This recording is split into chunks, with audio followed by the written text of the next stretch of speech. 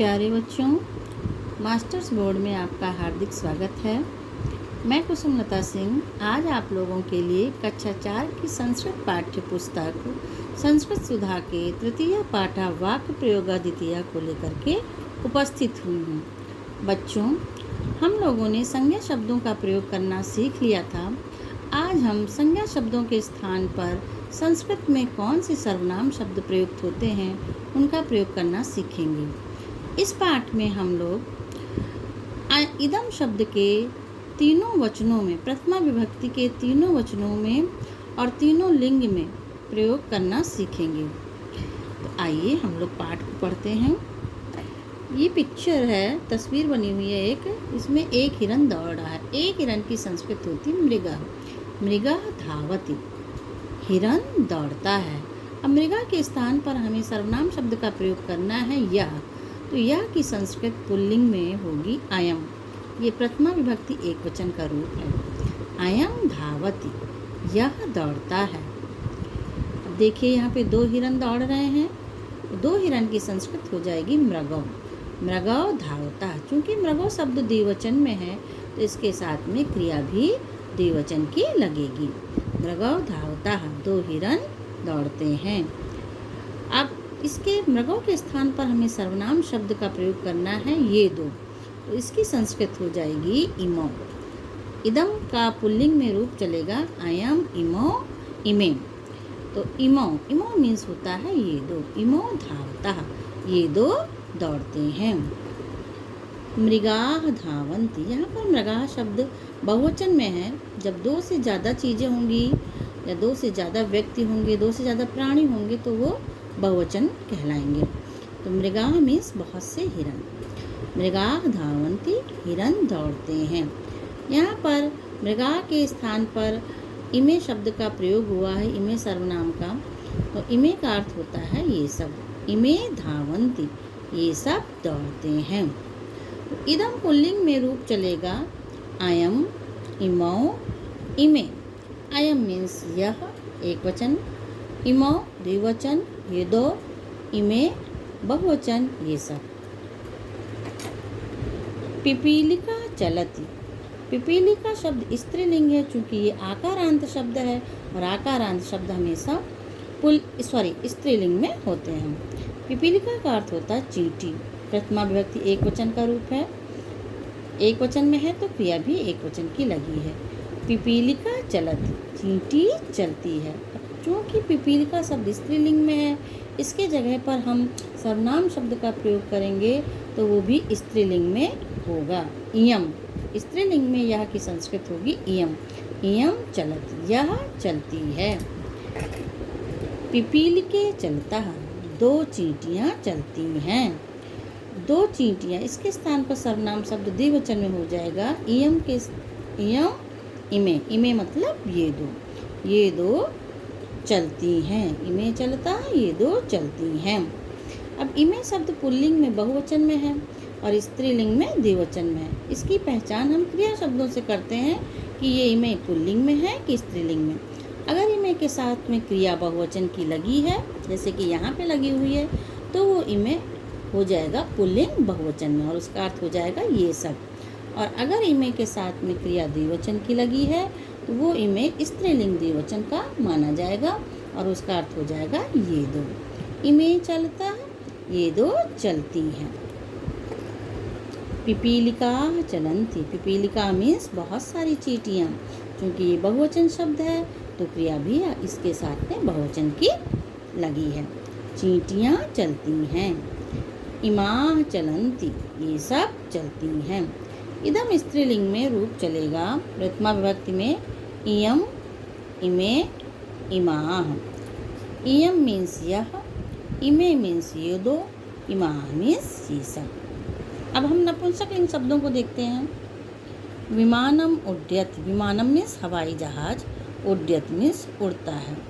अब इसके स्थान पर सर्वनाम शब्द का प्रयोग होगा तो नपुंसकलिंग में यह की संस्कृत होगी इदम।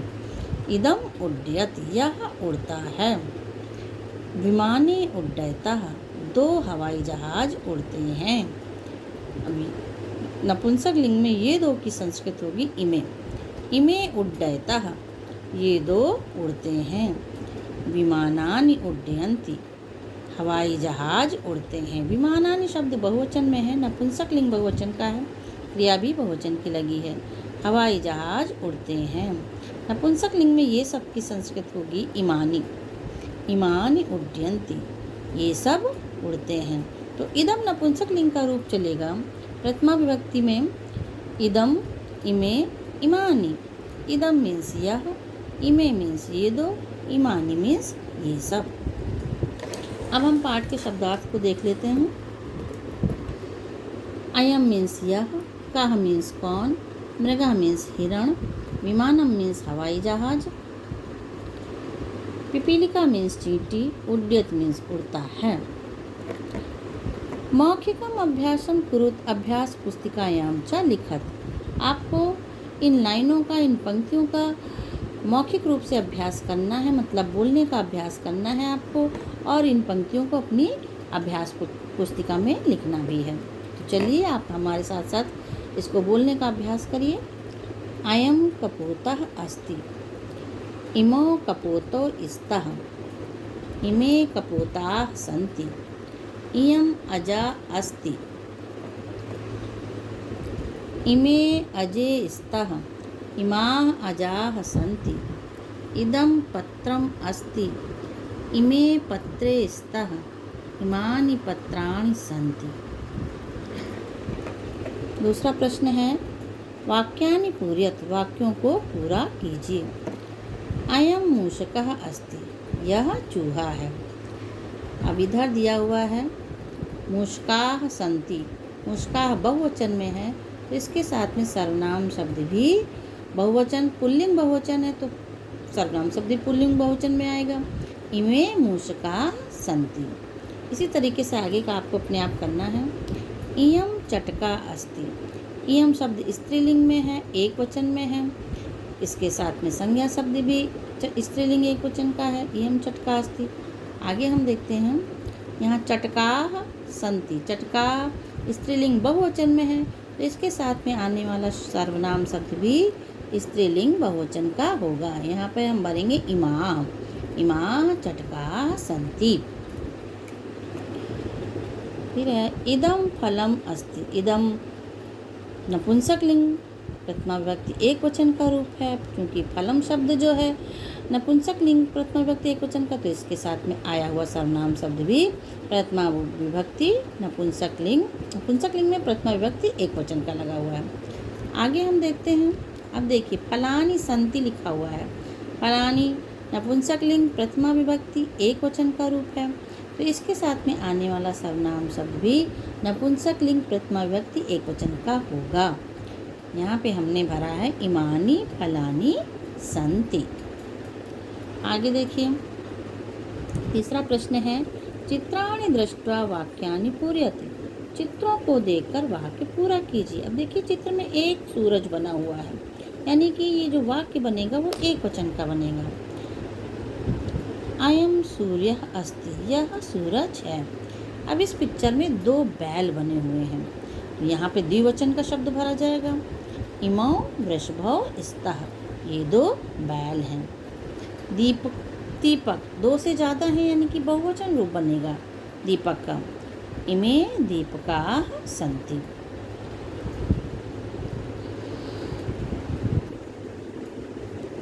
प्रश्न 4 है कर्तुः स्थाने सर्वनाम शब्दस्य प्रयोगम कुरुतु, कर्तुः स्थाने कर्ता के स्थान पर सर्वनाम शब्द का प्रयोग कीजिए।